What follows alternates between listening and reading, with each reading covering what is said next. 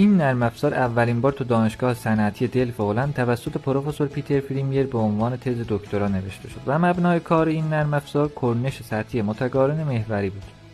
اولین بار تو سال 1987 گروه مدیریت منابع آب دانشگاه صنعتی دلف هلند به علت اینکه تو اون زمان کشور هلند به دنبال ساخت سدهای خاکی بر روی زمین‌های نرم و کم ارتفاع بود و در این راستا به یه سری چالش‌های برخورد کرده بود، سفارش ساخت اولین نسخه از این نرم افزار تو اون تاریخ داده شد که این سفارش آغازی بر شروع تحولی بزرگ در نرم افزارهای ژئوتکنیکی شد. بعداً در سال 1993 پروفسور فرینیر پس از اخذ مدرک دکترا از دانشگاه اشتوتگارت به همراه تیم علمی دانشگاه صنعتی دلف برای 3 دهه این نرم افزار رو توسعه و قابلیتاش رو افزایش دادن و از این طریق نرم افزار تونست به یک شهرت جهانی دست پیدا بکنه و از چندین مؤسسه معتبر بین‌المللی از جمله مؤسسه CUR تونست که تاییدیه دریافت بکنه.